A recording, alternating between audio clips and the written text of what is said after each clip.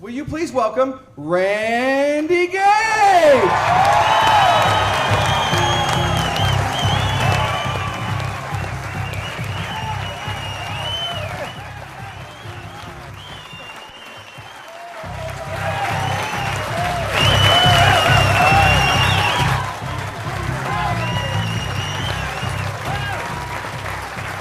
Thank you. Thank you.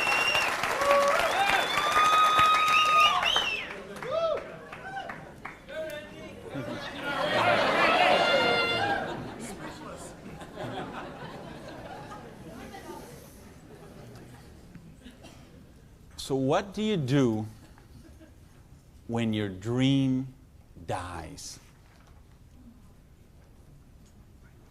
Do you sit down and cry? Do you give it up and let it die? Or do you give it one more try? Let me tell you the way it worked for me. I came to work one morning about 11 o'clock. There were two people sitting in a car waiting for me, and I got there. And see what had happened, let me tell you the preview to this. I had a restaurant, bought it with a partner of mine. We kind of bootstrapped the thing. Didn't really have enough money to start it like we should have. And we tried to grow it as best we could, but we didn't pay the taxes, and we struggled by and borrowed from this account to that account and this account to that account. And eventually I bought him out, and I sent a letter to the IRS, who's the tax agency there in the States, and said, I'm the new owner here. We've had some problem with taxes. I want to make this right. Let's work out a payment plan. And I never heard anything for 3 months. So I sent a check in there. Here's a deposit, $1,000, good faith. Didn't hear anything for 3 months, so I sent another check, another letter. Never heard a thing for a couple of months until that morning. They're waiting on the car. You Mr. Gage? Yes. I'm Agent so-and-so. This is Agent so-and-so. We're here from the Internal Revenue Service. We have your letters here. We have your files here.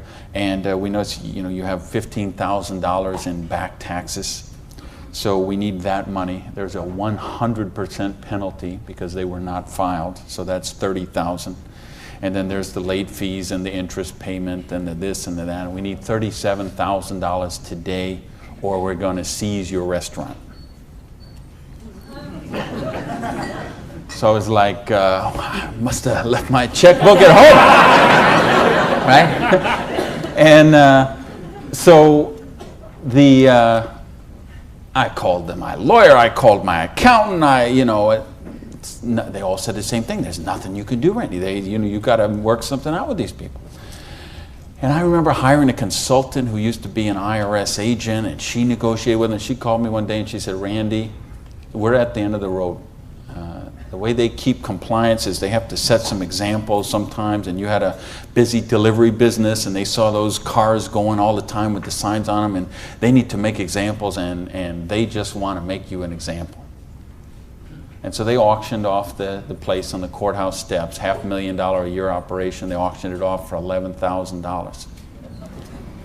And I couldn't beg, borrow, or steal $11,000 to get it out of hock, so that was the end of my dream. And I remember driving along in the car that day, not even my car because I didn't have a car anymore. I remember driving along in my friend's car and crying in the car, thinking, I have to call my mother and tell her this. I have to tell my friends this. I mean, I was so ashamed. I was so humiliated. I didn't know what I could do. How was I going to tell people that I had lost my business? And between the $37,000 I owed those guys and then the money I owed for the vendors, whatever money I had left that day, I took and paid off the employees and said, this is the last check you're going to get, so do what you can with it. And that left me $55,000 US, $55,000 in debt. No house, no car, no credit cards, no job. And what do you do in a situation like that? Well, when you have your dream. And see, that was the biggest dream I had at that point in my life. Because as you heard from Ford, I'm a high school dropout. I started off as a dishwasher in a pancake house. And then I worked my way up to cook, and then I became a waiter, and then I was a manager trainee. And I thought, boy, if I could just be a restaurant manager, that would be, I could wear a tie, I'd go around with the coffee pot. How's your dinner this evening? Everything okay? You know, I thought, oh, this would be it. Until I got that job. And then I realized I worked 60, 70, sometimes 80 hours a week for a fixed salary. And, you know, and then I became like the problem store manager, and they sent me around to different cities whenever they had a store losing money. They would send me there, and it was my job there to go and be the turnaround guy. So I'd go in and work on the payroll, work on the food costs, the controllable expenses, make the thing profitable, and they'd send me somewhere else. I lived in 18 cities in 5 years. So think what kind of home life you have, what kind of friends. You don't have any friends. You don't, you know, because people stop calling you. Because every time they call you, you're always working. And you never go to the movies, and you never go to dinner, and you never go anywhere, so they just stop calling you. And your work becomes your life. And I know we've got people in this room tonight and people watching on this film today who going through the same thing. We get out of balance. We get so busy chasing our income, we forget about living life. We forget about living our dreams. So anyway, that was my dream. I thought to run a restaurant until I got it. And then I said, wow, this is crazy. I'm minimum wage here. When I divide all these hours I'm working with what I'm doing, I know what I got to do. I need to own my own restaurant. That would be the dream. And that's the great American dream, of course, and back in the States, is you get your own business and you start it up. And so that's what I did. And I saved my money, and I worked hard, and I played by the rules, and I did all the stuff you're supposed to do, and I got that restaurant. Until that day when it all ended like that. And all of a sudden, where do you go when you don't have that dream anymore? And, you know, in my case, I had to back up, and I'll talk about that in a sec, but I don't want to talk about me tonight. I want to talk about you tonight. I want to talk about your dream. And I mean the big dreams, the bold, daring, imaginative ones you had. The ones you had when you were 15 years old, and 18 years old, 20 years old. Because you know what I see people give up on their dreams. And it seems the older we get, the more we give up on our dreams. And you know, talk to any kid who's 15 years old, and they know they're going to have a great car when they grow up, and a great house, and a great job, and a wonderful spouse, and they're going to be rich, and they're going to be successful, and they're going to be an astronaut, or a football star, or a rock star, or whatever, right? There's no limits to what they can dream. And what happens along the way? They get out, they go to school, they get out as 22, 23 years old, all of a sudden they take a job they don't really want. It's not their dream job, but they figure it'll do for right now. And then maybe they find out about another job, and that's not their dream job, but it's a little more money than the last one. And they meet someone along the way, and all of a sudden there's two, and then there's a little baby on the way, and there's another baby, and then there's diapers and formula and braces and all of those kind of things. And all of a sudden they take another job that's 500 miles away, but again, it pays a few $1,000s more a year, so they take that job. And all of a sudden you're 35 years old, you're 45 years old, you're 55 years old, and you forgot about your dreams. That's what tonight is about. I know you heard it's a business opportunity. Nah, it's a dream opportunity. How to get your dreams back. I noticed this because I like sports cars. Some of you all know me. You know, I got a car thing going on. And it's funny, I'll be sitting at the light in one of my Vipers, let's say, and some car will pull up next, and there'll be a guy driving there, and he's got his 2-3 kids in there in the back, and they'll roll down the window, hey, Mr. Viper, man, cool car, man, and, you know, rev the engine up. I can't wait. When I grow up, I'm going to get a Viper. And kids say that to me all the time. I grow up, I'm going to get a Viper. Now, Dad doesn't say that. He's just sitting there behind the wheel, because see, Dad's already grown up. And he figured out he ain't getting the Viper. He's got the minivan. Right? What happened along the way? You know, because, and it's funny, every year they publish the list of the most popular cars. And I see it every year, and it comes out. And I read the list, and it's funny. Now, when I talk to kids, and I talk to a lot of kids, they always like cars. And I'm going to get a Corvette, I'm going to get a Lamborghini, I'm going to get a Ferrari. And then when they publish this list of the best-selling cars, it's Toyota Camrys and Holdens and Mercurys and Ford Escorts and Geo Metros, the broke mobiles, right? These are all cars they make for broke people. You see that? Like the Holdens you got here. Right? And the Toyotas we got there, and the Chevys we got there, and the Buicks we got there. They make those things for broke people. Now, how come when I see the list of the top 10 things, I don't see Ferraris and Lamborghinis and Rolls Royce and Jaguar and Bentley? Because they gave up on their dreams. They said, well, this is the car we got. There's room for the car seat in the back, and we can afford the payments. And they settled for a car. And they settled for a house. And they settled for a job. And they settled for a life of quiet desperation. When they could be living a life of joy, challenge, growth, adventure, and prosperity. That's what tonight's about. I want you to think about, really, here's the challenge I would give you. I want you to think of 5 things you would do, have, or become if money was no object. I mean, really think about this, okay? You don't have to write it down. I just want you to think about it. But think about if you had Bill Gates' kind of money, if you had Larry Ellison's kind of money, if you were one of these .com billionaires, would you be driving the car you're driving right now that you got here today in? How many people, tell the truth now, if money was no object, how many people would have a different car in the parking lot tonight? Okay. Now, if money was absolutely no object, you had 30, 40, 50, 60 billion dollars, how many people would have a different roof over their head when they went home tonight? How many people have a better wardrobe? Ladies, how many of you would have bigger closets? Right? Yeah. So this tells me something. This tells me you do have dreams and you want to live them, or you wouldn't be sitting here tonight.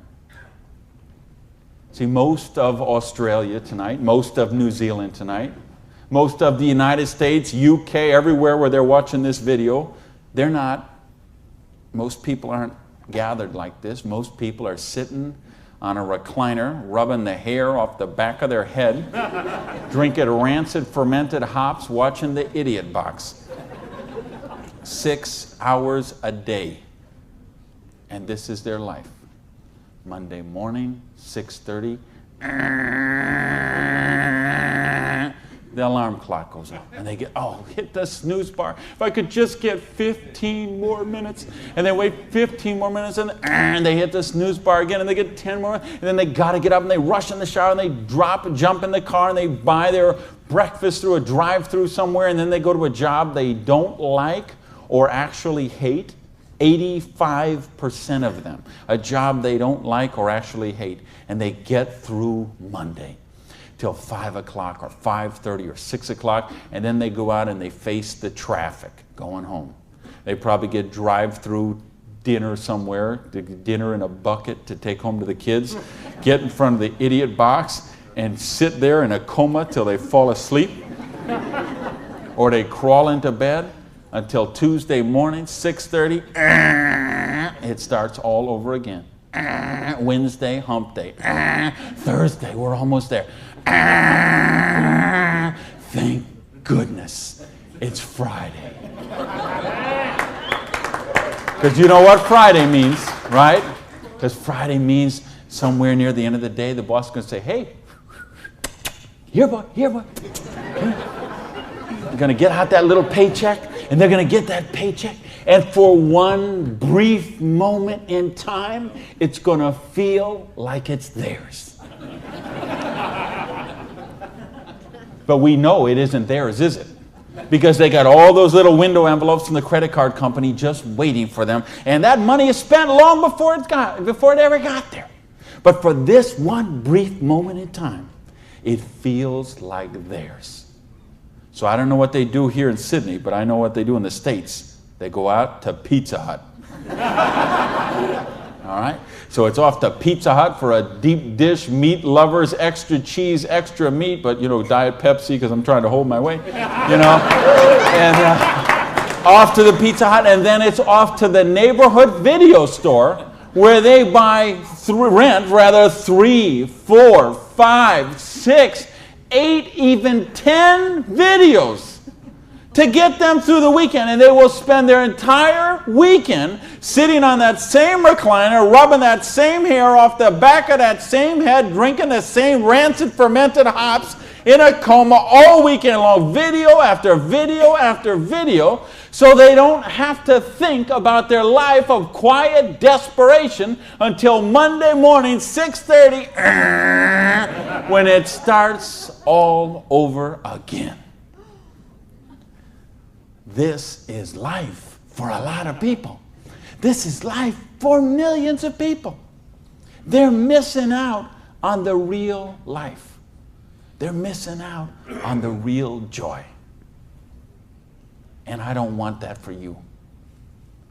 I didn't come 12,000 miles here to tell you what you want to hear. I came to tell you what I think you need to hear.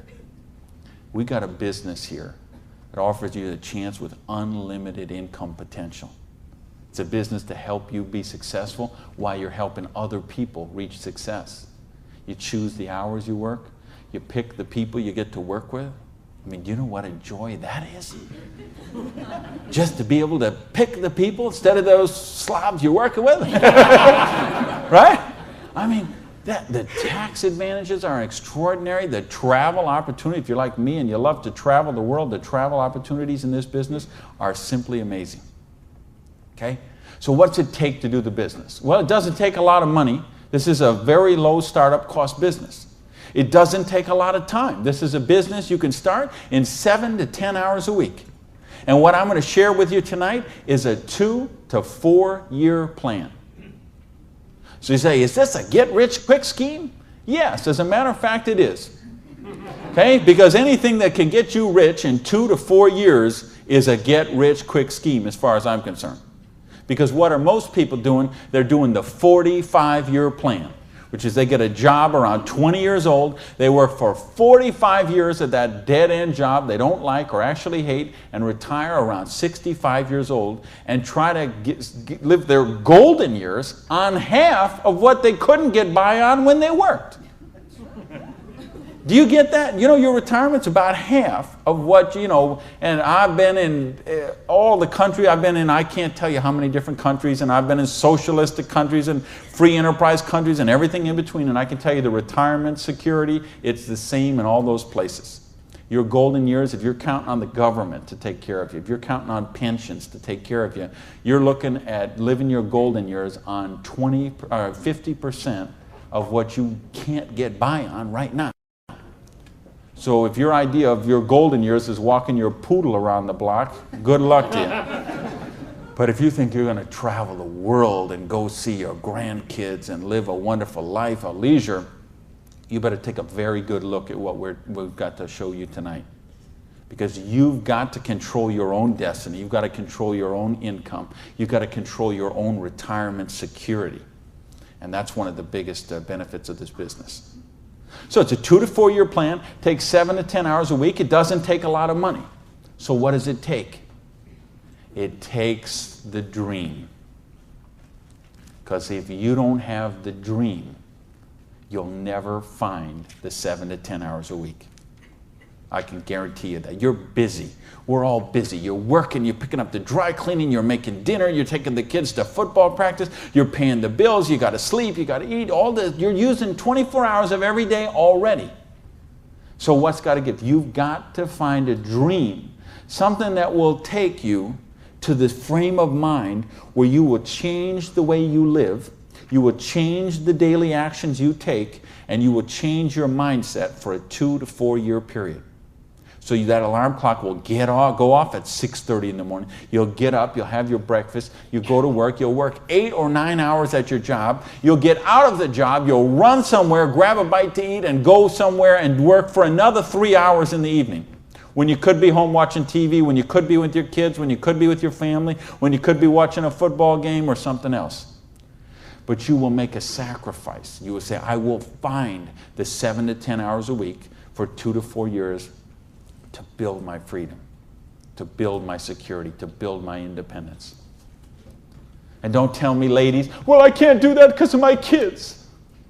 Let me tell you what I say to that. Don't use your kids as an excuse not to do the business. Use your kids as the reason to do the business. So you can raise your own kids instead of paying someone else to raise them for you. You know how many people drop their kids off at a daycare center at 7:30 in the morning and pick them up at 5 o'clock at night? Those poor kids couldn't pick their mother out of a police lineup.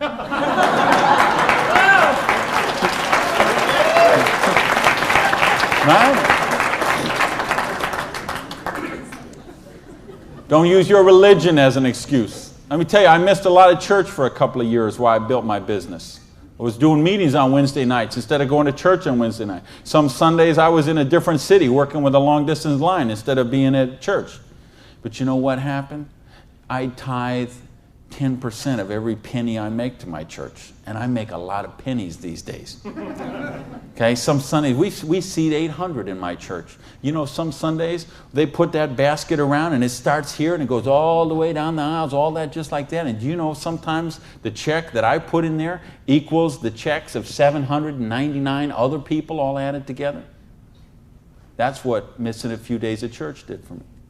Gave me time to serve on the board of the church, 2 years as the president, a couple years more as the Blue Ribbon Committee. I've been able to contribute to the church. I've been able to teach a class on prosperity on that. See, I couldn't do that when I was broke. Do you really get that? You can't do these kind of things when you're broke. You can't help your kids when you're broke. When you're so busy trying to pay the bills, you're so busy trying to cover the mortgage, you're so busy trying to pay the rent, you can't live life.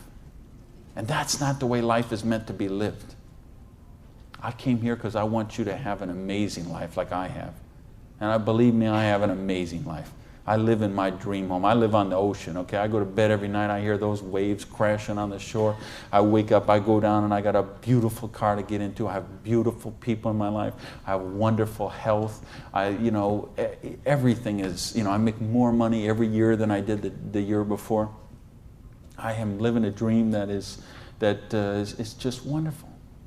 But I made some sacrifices along the way. And that's what I'm saying to you. Make some sacrifices. Take 2 to 4 years. Make a commitment. When you walk out of here tonight, make that commitment. Not to your spouse, not to your sponsor, not to me, not to yourself. Make a commitment to yourself that you're worthy, that you're worth it, that you will think back. And that's what I want you to really do, is say, okay, what were your dreams when you were 15? What is the house you would live in if money is no object? Do you have a picture of it somewhere that you carry around to fuel you? What is the dream car you want to be driving? Is it a red Lamborghini Diablo, Ferrari Testarossa, Bentley, Viper? What is it? Do you have a picture of it in your wallet? You got a picture of it in your planner? You have a dream board with it up somewhere? You got it up on the mirror in the bathroom? You got it up on the refrigerator in the kitchen? How much time you want to spend with the loved ones in your life? How much money you want to give to charity? I had lunch. Funny, I just got invited to be on the board of directors for the Florida Philharmonic. I'm so honored they asked that, and I'm proud to be a supporter of them. I'm so proud to be a supporter of the opera and the Young Artist Program and all kind of charities. Fascinating thing, though. I had lunch with the guy who invited me to be on the board. He gave $1 million to the Philharmonic this year. $1 million so they can play beautiful music. That's money. That's money with a capital M. That's living a life of dreams. That's living a life of wonder, of joy, of adventure and growth. And that's what I want for you. But you got to know what that is. So please, those 5 things, what would they be? And maybe you're going to give $1 million to your church, temple, or synagogue. Maybe it's you want to take a year off and study ballet.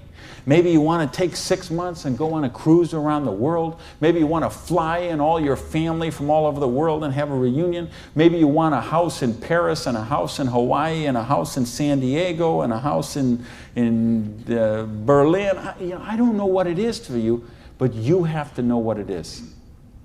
Or nothing I'm going to talk about tonight is going to make any sense to you. You'd be better sitting home watching Survivor, Big Brother, Fear Factor, whatever one of those shows.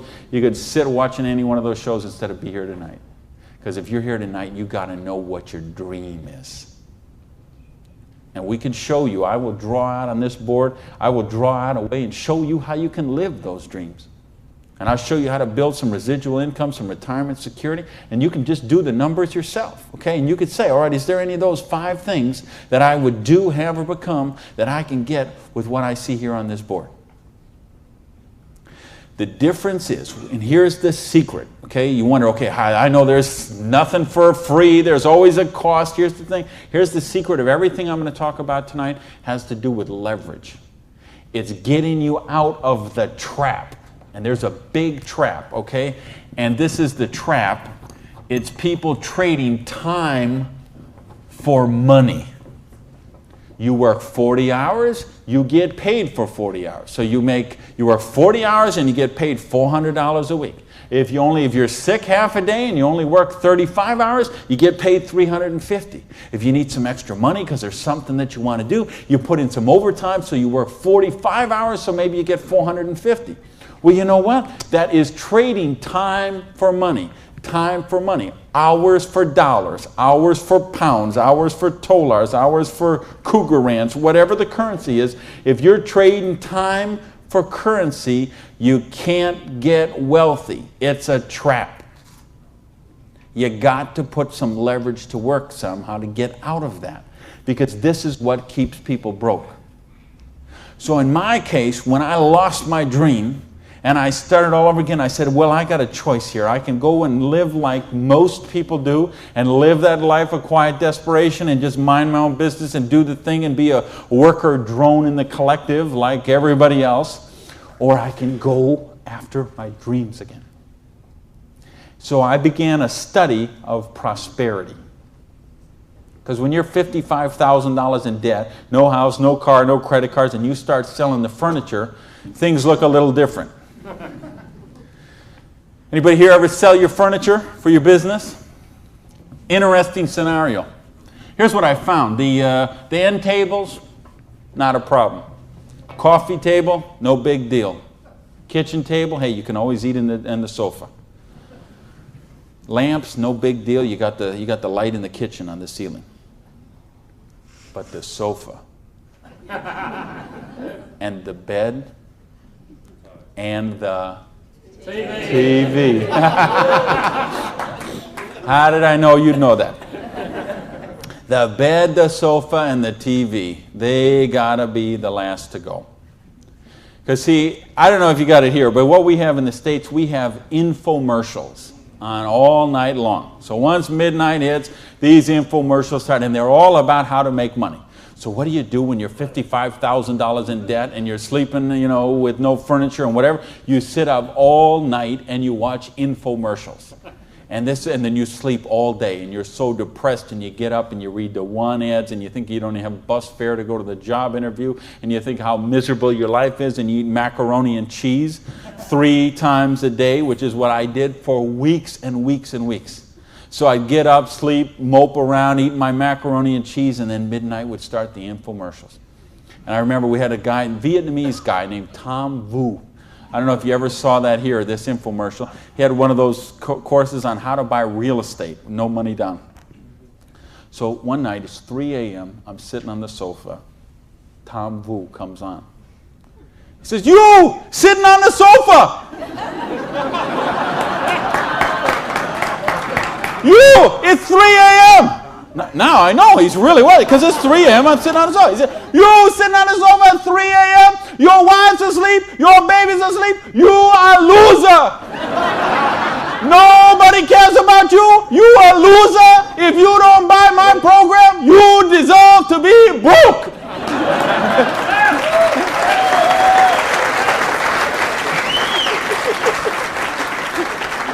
And I'm like, oh, if only I could afford this program. But of course, I didn't have the $199 or whatever it was. So, and eventually, of course, the sofa had to go, the bed had to go, and then the TV had to go.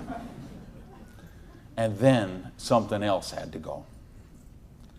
And that was my mindset. My victim, loser, woe is me, oh, the circumstances are against me. That mindset had to go.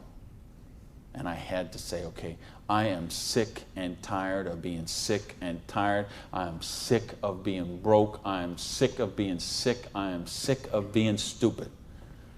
I'm sick, you know, the truth is I wasn't even broke, okay? Because I would have needed $55,000 to qualify for broke. Okay? I would have been happy to be broke at that point in my life, okay? At that point, I would have been happy to have an alarm clock going off at 6:30 waking me up. Now, is that the dumbest invention you ever heard, though, an alarm clock? You're supposed to wake up when you finish sleeping. But, right, what do? We stuck in the thing. So now at this point, I wouldn't have been happy with an alarm clock. Okay, but I started a study of prosperity. And here's what I found, 2 secrets of prosperity. If you want to be wealthy, secret number 1, you have to be your own boss. You ain't going to get rich working for other people. You know, if you've got to get a job as president of Disney Studios or, you know, IBM calls you up and wants you to be the vice president of operations, maybe you're going to make a lot of money. All I know is those people weren't calling me, okay? And they may not be calling you, okay? So if those people ain't calling you, you want to get wealthy, you got to be your own boss. Because let me tell you a secret. I don't care how nice your boss is. I don't care how much your boss loves you and wants to help you. The truth is they have to buy you at wholesale and sell you at retail. Otherwise, they don't make money and they don't stay in business. So the only way they make money off you is to buy you at wholesale and sell you at retail. So if you want to make money, you got to be able to get up in the morning, look in the mirror, and know that you're talking to the boss. And issue number 2, and this is the most important thing, which we mentioned, you've got to employ the concept of leverage. And this is something, J. Paul Getty, who was one of the wealthiest people the world ever known, he understood this. And he was quoted oftentimes, this is probably his most famous quote, when he said, I would rather have 1% of the efforts of 100 people than 100% of my own efforts. Because he understood the concept of leverage. And he became one of the wealthiest people the world has ever known. So tonight, I'm going to share with you how you can employ this same concept of leverage that the wealthiest people in the world do, and it'll allow you to get your share of that kind of wealth. And I'm happy to say, I'm one of the wealthiest people in the world. You know that? Now, you know what? I don't have Bill Gates' money. I don't have Larry Ellison's money. I couldn't spend $90 million on a boat down in the Kiwi race there next week. But you know what? I'm one. If there's 6 billion people, whatever there is on this planet, I'm wealthier than 5,990,000, you know, whatever, 99.8% of them. And I'm a dishwasher from a pancake house. But I understood leverage. Now, how do you put this leverage? It's a business called network marketing, sometimes called multi-level marketing. Sometimes we call it MLM for short. What is it? It's a business that allows you to leverage the efforts of other people who have a dream and are willing to trade that 7 to 10 hours a week to get a dream. So you're going to introduce them to the business. You're going to teach them a duplicatable system that they could follow and duplicate the same results with people that they're going to introduce to the business and create this system that everybody can follow, and everybody will get a nice chunk of the organization that is built. And because you direct your own organization, because you are your own boss, you get some residual income out of the efforts of the people that you introduce to the business. That's the leverage. It's no different than when Madonna makes a record and every time they play that CD, she gets a royalty of that. When Coppola does a movie and that movie plays, it gets a royalty of that. This is how the average person can get leverage. See, if you got money, leverage is not a problem. You can leverage your money. You can buy stocks, bonds, invest in companies, invest in real estate, all that kind of stuff. I couldn't do that. If you could buy a franchise. If I would have bought a restaurant franchise instead of opening my own restaurant, chances are I'd still be in the restaurant business. But you know what? I couldn't afford the franchise fee. I didn't have that kind of money. Ask someone about the stock market, they'll tell you, unless you got $25,000 you can afford to lose, don't even get in the stock market. Well, I didn't have $25,000 I could afford to lose. I didn't have $25 I could afford to lose. So I didn't have the money to leverage. And if you got a couple $100,000, couple million you can leverage, hey, maybe you don't even need to be here tonight. But I'm speaking to the rest of you who don't have that kind of money. And the rest of you who used to have that kind of money till the stock market tanked, and now your retirement fund is 40% of what it was 2 years ago. Okay, let's talk about how you build your security. Well, so what is network marketing? It's just a new paradigm in distribution. Been around for over 50 years now. And it is, why I say it's a new paradigm in distribution is because it's changing the way we get products and services to the consumer. And with things that have happened recently, like the internet, overnight shipping, satellite, telephone, fax technology, all of this stuff is driving network marketing to be a bigger force today than it has ever been. So it's been growing consistently for more than 50 years. There are somewhere between 14 to 16 million people in the network marketing direct selling industry. And it will do somewhere between 70 and 80 billion dollars US this year. So this is a very credible business. And if you've been reading the financial papers the last few years, you've seen it mentioned in the Wall Street Journal, had front page cover stories on Success magazine, Forbes magazine. The mainstream press is really starting to pick up on this.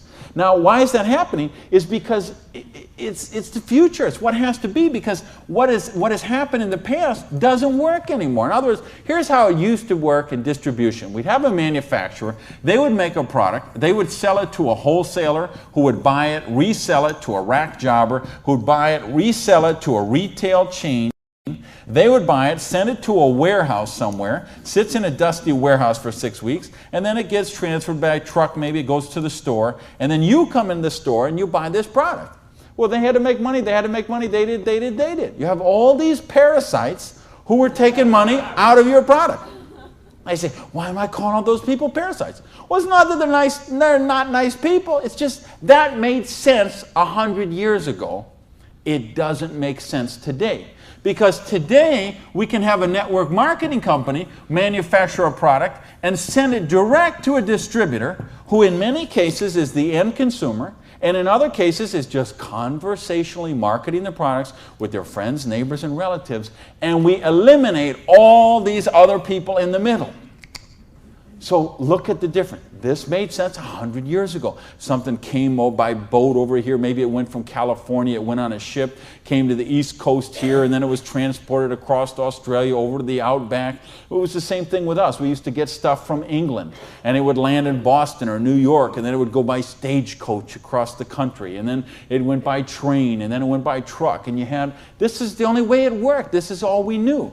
Then we got fax machines, we got the internet, we got Federal Express, UPS, overnight delivery, we got 800 telephone numbers, we got fax machines. All of a sudden, this doesn't work anymore. It's a broken model.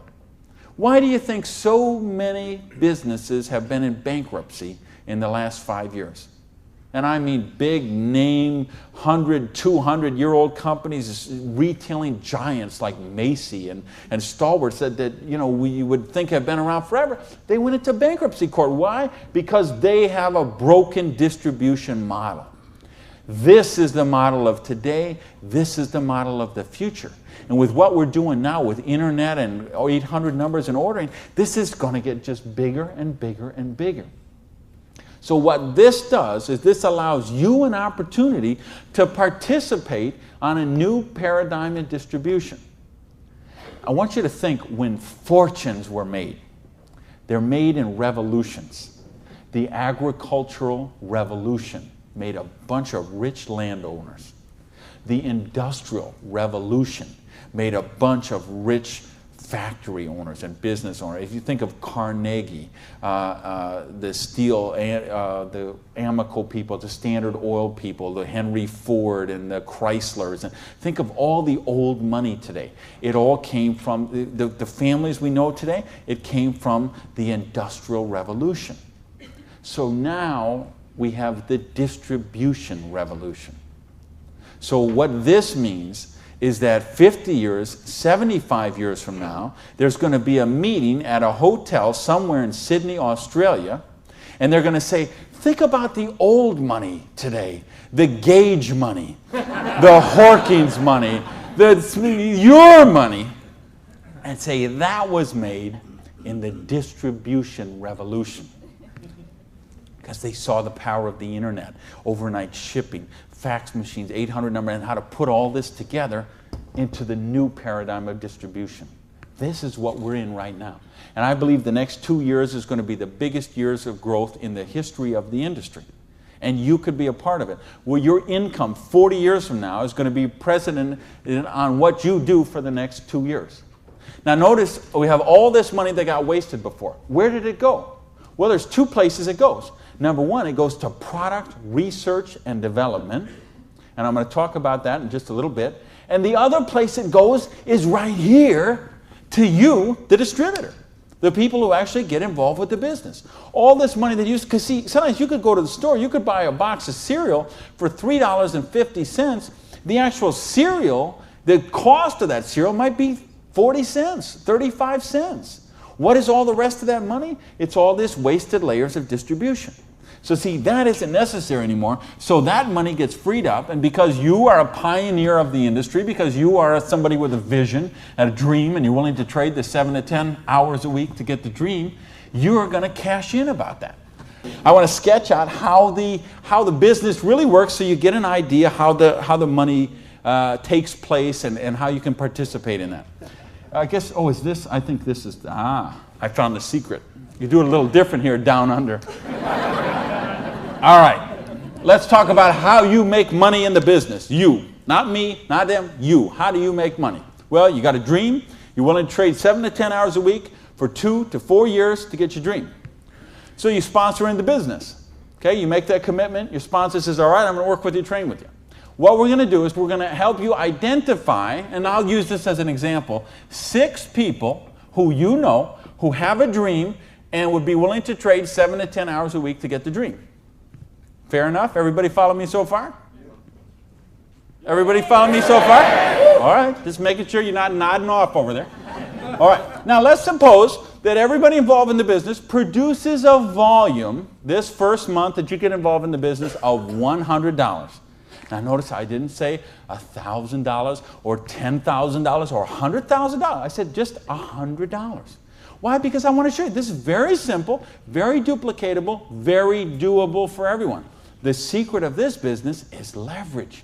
We have a lot of people doing a little bit, just 7 to 10 hours a week. So now if you and each of the 6 people you introduce into the business produce a volume of $100 the first month, you'd have $700 worth of volume in your organization, right?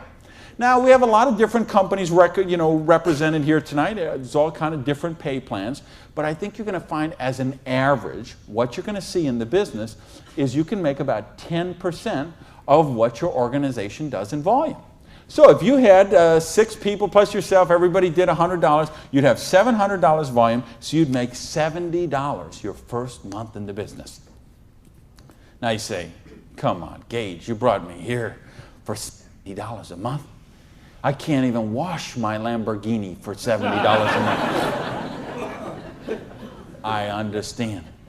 But see, believe me, I understand. I know what it's like to keep cars clean. But this is just month number 1. And how much, if you're a doctor, and by the way, if you're a doctor, if you're a lawyer, if you're an accountant, you know what plan you work under? Trading time for money. Just like the bus boy at the Denny's restaurant, the doctor, the lawyer, the accountant, trading hours for dollars, same thing. So how much did you make when you learned to be an accountant? You probably went to school for 10 years. While you learned to be a nurse, when you learned to be a doctor, when you learned to be a lawyer. Think how many, you didn't make anything.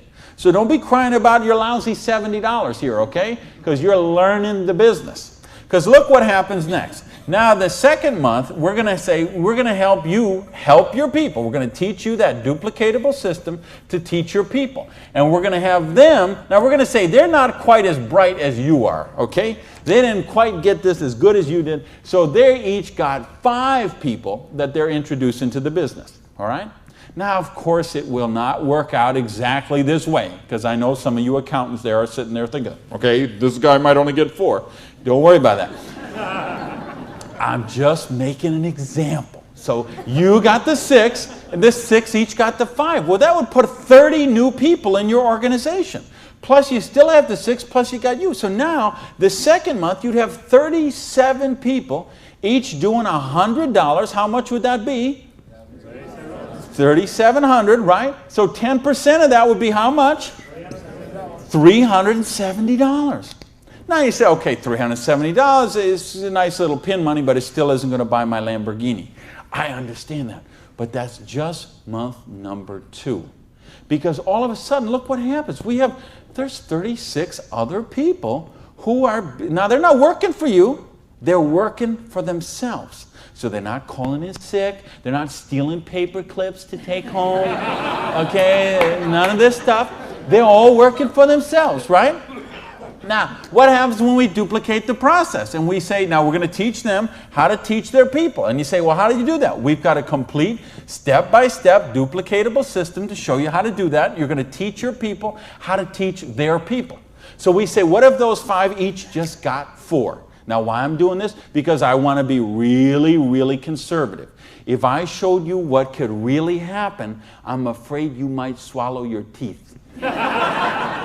So I'm going to be very conservative. So now if the 30 people each just got 4 people, now we'd have 120 new people in the organization. They don't work for you, they work for themselves. 7 to 10 hours a week, they're building a dream. 120 plus the 30 plus the 6 plus you, that's 157 people. Everybody just doing not $1,000 a month, not $10,000 a month, not $100 lousy dollars a month does $15,700 income or volume, which means your income for month number 3 would be $1,570.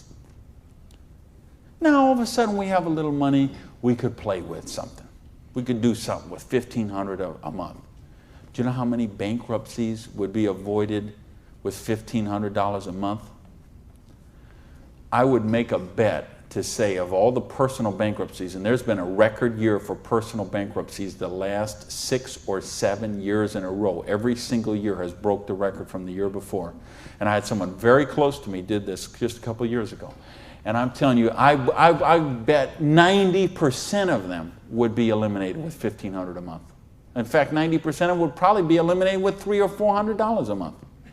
Just this much, the $370 a month, would help most people that they could just start paying down their credit cards instead of paying those minimum balances every month. By the way, do you know how long it takes to pay off your credit card if you're paying the minimum balance every month? 10 years? 20 years? 30 years? 40 years. That's how long it takes. So if you're paying the minimum payment every month, get happy, because in 2042, you're all paid off.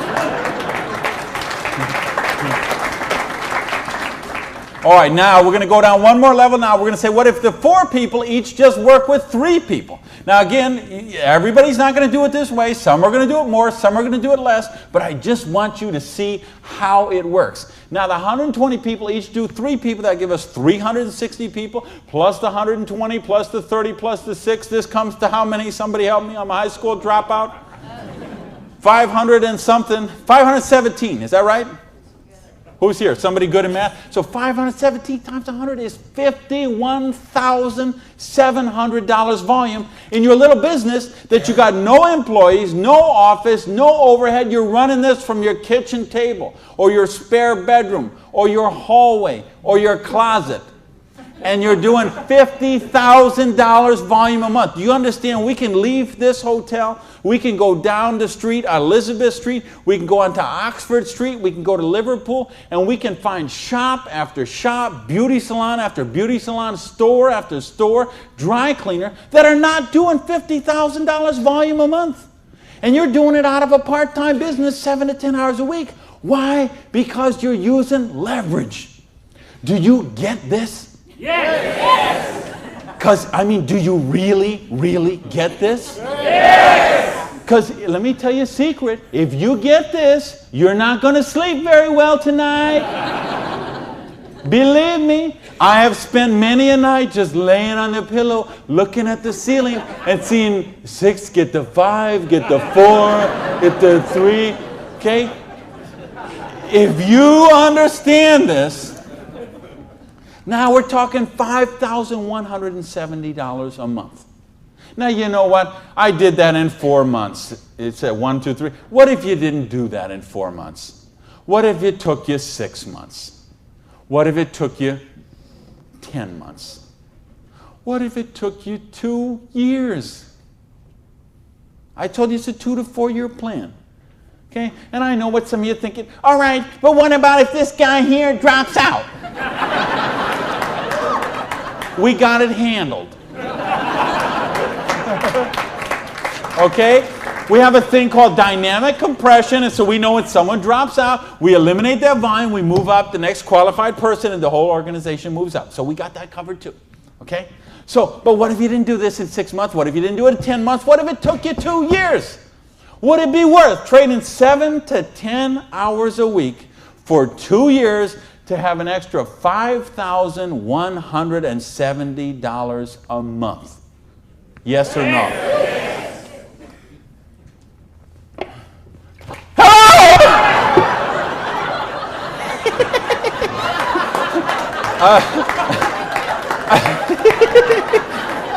Aren't you glad you got the front row, baby?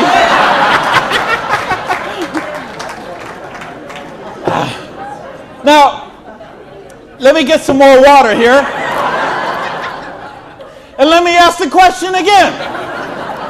Would it be worth trading 7 to 10 hours a week for 2 to 4 years to get an extra $5,170 a month? Yeah! All right. Thank you. That's a little better. That's what I'm talking about. When you get this, when you really get this, you're not going to sleep tonight. Because you see how a dishwasher from a pancake house could become a multimillionaire. You see how a farmer's wife from Utah could make $80,000 US a month. You see how a woman with 2 kids and an abusive husband could leave her husband and become a multimillionaire. You see how people on welfare can build complete financial independence. And they can do it with integrity. They can do it with honor. They can do it with helping other people, giving value, contributing. That's what we got to offer here.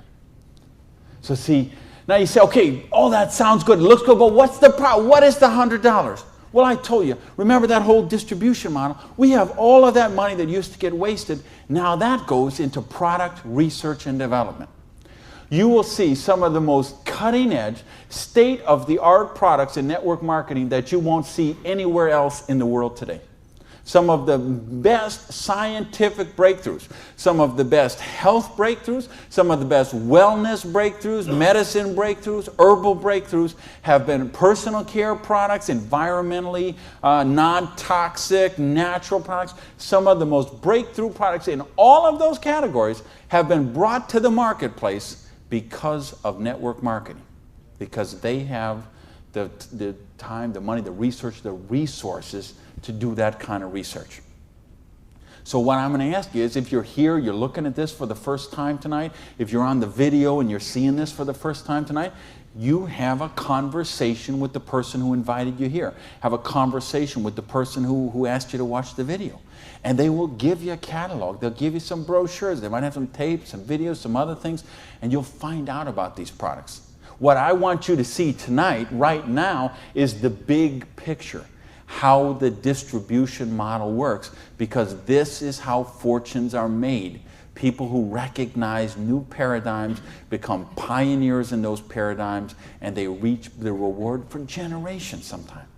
So the products are there.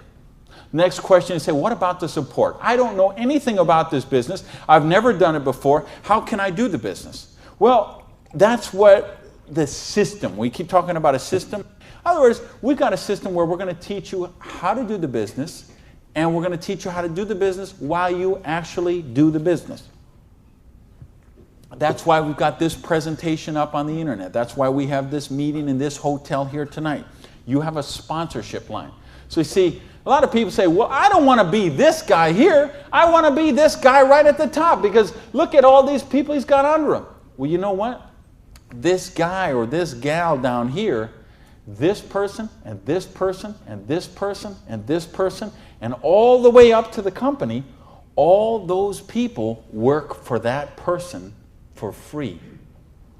Because every one of those people have a vested interest in their business. So you want to have 150 people between you and the company, because they all work for you. So they will go with you and they will do two-on-ones with you. They will go to your prospects and sit down at a coffee shop and bring a notepad and explain the business to them. They'll conduct meetings like this where you can bring your people and let them see what the business is about. They'll bring in speakers from all over the country and sometimes all over the world. So your prospects can see and meet and learn from some of the most successful people in the business. There's conference calls, there's monthly newsletters, there's regional trainings, there's company conventions, there's audios and videos and brochures and booklets and catalogs. There is just hundreds of little tiny things that are all designed for one particular goal in mind: to make you successful. See, you are in business for yourself, but you're not in business by yourself, because you have that whole support network of people to help you build the business. So, and that don't happen when you open up your own, and you know this, most of you in this room, you know, if you've ever been in the restaurant business, like I have, you know what I'm talking about. If you own a beauty salon, you know if you own a little store or a shop, you know you don't own the business owns you. And you know if you work for someone else, you're never going to get wealthy that way. So what we've got tonight is a model that lets you work for yourself, but not by yourself, and it gives you the option to build your future. Now, I want to give you 3 options. If you're thinking about the business, I want to suggest 3 things to you. Option number 1 is you say to me, you know what, Randy, that sounds good, it looks good, but you know what, I'm one of the 0.1%. I love my job, and I get paid exactly what I'm worth. Well, you know what? If that's you, I don't know how you still made it this far in the room tonight, but if you did, thanks for staying. And then we'd love to have you as a customer, okay? And what I'd ask you to do is to talk to the person who invited you tonight and ask them about the preferred customer program. Because I told you, we've got some of the most cutting-edge, state-of-the-art products that you're going to find anywhere. And the difference is, if someone in this room or someone who asked you to watch this video told you about them, they will become your personal customer service representative. So you're not calling some 800 line that you never met, or sending things off and going into a store and standing around for 20 minutes trying to get someone to wait on you. You're going to have the personal attention of somebody who knows you and cares about you and will look after your needs personally. Now, option number 2 is what we call the small business. You say, you know what, Randy, this sounds good. I like the idea of being my own boss, and I like the idea, or maybe you're looking at a nutrition company and you say, well, I'm a chiropractor, massage therapist, an iridologist, or physical therapist, and I want to sell this stuff to my clients. Or maybe you're being presented to a personal products company and you own a spa or a gym or salon and you think you could sell them there. Or maybe it's a cleaning product stuff and you've got a cleaning service and you could sell them to your clients. Well, if you're looking to just kind of use the products yourself, buy them at wholesale, and then conversationally market them to your friends, neighbors, and relatives, that's a small business. And if you want to make a couple $100 to a couple $1,000 a month, the small business option would be the one for you. Now, there's one more option, and that's the big business option. Okay? And that's the stuff that we're talking about right now. meaning you're not looking just to retail a couple products to a friend. You want to build complete financial independence. You got a dream. You're willing to trade that 7 to 10 hours a week to get the dream, and you're willing to do a 2 to 4 year plan, and you want to work to build that dream. You want to build an organization like this. That's the big business option. If you're looking for financial independence, then that's the option for you. Now let's bring this all together. I told you what happened when when my parade got rained on. My dream looked like it was going to die, and I drove around in that car. I remember crying in that car and thinking, having to call my family and call my friends. And that it just took so much out of me. And I'll tell you what I did. I went in, and here I was. I had owned a restaurant. I'd owned 2 restaurants in my life. I had been a restaurant manager for years. I went and found a restaurant in South Miami, a little diner that was open for breakfast and lunch only, way in the Southwest where I didn't know anyone. And I got a job as a breakfast cook, flipping eggs. For 2 reasons. Number one is they would pay me cash every week. They would cash my paycheck, give me the cash, because I didn't have a bank account, because if I had a bank account, the tax people were going to seize it. So I needed someone who would pay me cash, and I needed to go get a job and just make some money to buy macaroni and cheese. And I had to lick my wounds. I had to take a couple of months and just regroup. I had lost my self-esteem. I had lost my drive. I had lost so much that I just didn't even know where to go. So I needed that time to do that. And so I got up every morning at 5 o'clock in the morning and took a bus down to South Miami to be there by 6 o'clock, 6:15, and flipped eggs every day till 2:30. And I did that all week long. And I did that for months to kind of just get my sanity back, get my esteem back. And then I went back to this business. And see, I didn't have the money to get back in the business because I still owed tens of thousands of dollars. But I had been in the business once. I had made some money. That's where I got the money to buy the restaurant initially. And what had happened, I'd been with a new company. It was not a stable company. I got some money. I bought my restaurant. That company went out of business. Well, then I was in the restaurant and working 80 hours a week, and then it just, that's what happened. So now, owing $50,000, I knew I was never going to pay this off flipping eggs, and I knew I was never going to pay it off even if I got a job as a restaurant manager. I mean, do you know how long I'd have to work as a restaurant manager before I could make $55,000 and pay it off? And I owed even more then because I had borrowed a bunch of money just to live. So I said, I've got to get in this business. So I went to someone I knew in the business who knew me from before, and I said, you know me, you know that I can work, you know I have a dream. I don't have enough money to get in the business. I needed about $600 to start that business. Rob, he lent me that $600. And you know what? Best decision he ever made. So I went out, and I didn't do this business 7 to 10 hours a week. I did this business 7 to 10 hours a day. I sponsored 9 people the first month of the business, okay? I didn't do 6. For those of you who say, well, it doesn't work this way, you're right, it didn't. I sponsored 9, okay? And at the end of the month, I had 60 people in the business, month number 1.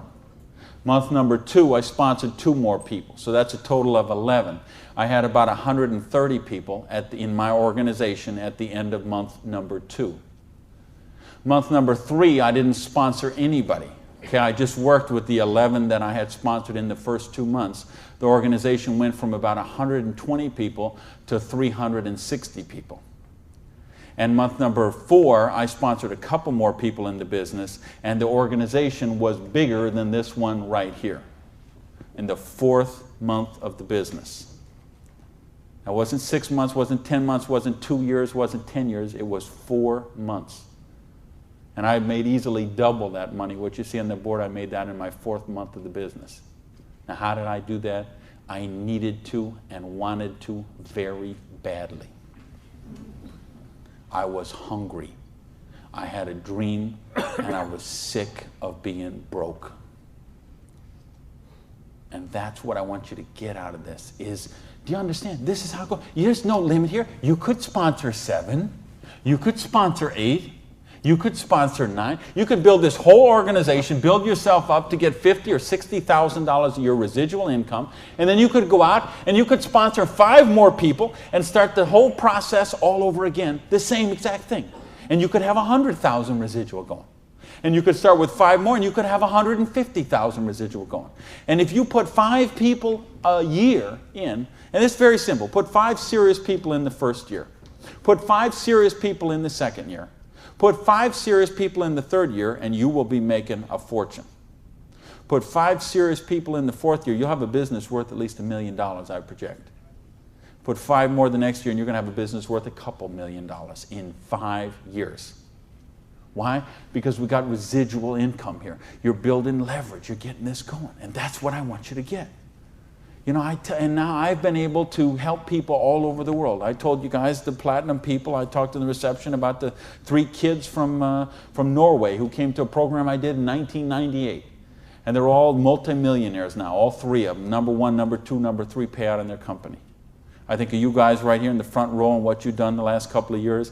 And you know the people I had in London, those people there, what they're doing there. I've got people all over the world. Just, they got a dream. They're willing to trade it. We give them a system to follow, and they're living their dreams. I think of a lady named Mary in Colorado. Lady I mentioned earlier. 2 kids. She's sleeping in her friend's basement because she's on welfare. Divorced, no husband anymore, no one to help pay for her kids. So she was on welfare. And along the way, she got attracted to the business. Along the way, I was able to touch her and touch her life, show her some things, how to follow a duplicatable system. She built an organization making $30,000 US a month.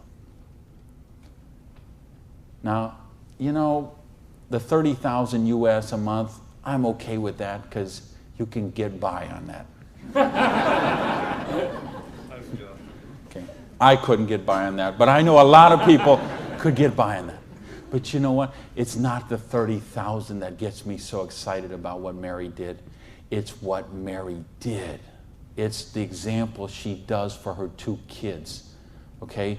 It isn't just the money. It's what, I mean, do you know what that means to those kids to see this woman who was on welfare and just desolate and nowhere to turn, and you meet her today and she is so well dressed and positive in her esteem and she's so confident and she is modeling this behavior and setting such an example for her kids. This is how you raise good kids. Is you show them how to be successful yourself. You don't tell them grow up and get an education, grow up and be successful, grow up and make money. You model the behavior for them.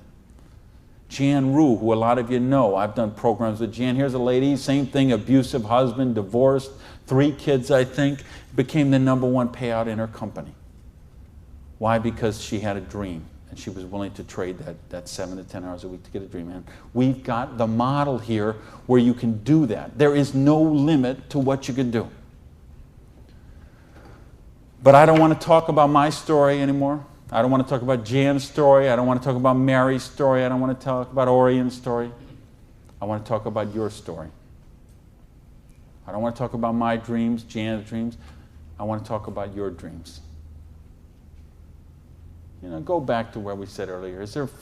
Did this kind of thing, if you did this in 6 months, a year, 2 years, is there something on your list of 5 things you do have or become you could do with the down payment, with what we're talking about there? And if not, how big is your dream? Are you willing to pay the price? Are you willing to live your dreams? Because if you are, we've got the business that will allow you to do that. So I got a couple questions for you, and then I'm out of here. I'm looking for 1-word answers. Question number 1. Do you believe you're really worthy of success? Yes! Question number 2. Are you really willing to live your dreams? Yes! Yeah, baby! And question number 3, the last question, and I'm looking for a 1-word answer once again, and you better blow the roof off this joint because that's it, and I'm out of here. Because all of this, all of these numbers, all these things, it all goes back to this one circle. These are not circles. Every one of these represents a person, and this circle right here represents you. And this thing only works if you believe in you. If you believe you are worthy, if you believe you have a dream, if you're worth that dream, if you're willing to trade that 7 to 10 hours a week to live that dream, if you're willing to not let your dream die. You're not willing to sit down and cry, even if you have to sit down. I had to sit down and cry. But you're not willing to give up and let it die. You promise yourself, you make yourself, you commit yourself to give it one more try. So the last question I'm asking you is based on everything we've talked about tonight, everything you know about this business now, everything you know about the person who invited you, everything you know about you and what you are and what your dreams are. I need to know, are you willing to give it one more try? Yes! Thank you. Good night, everybody.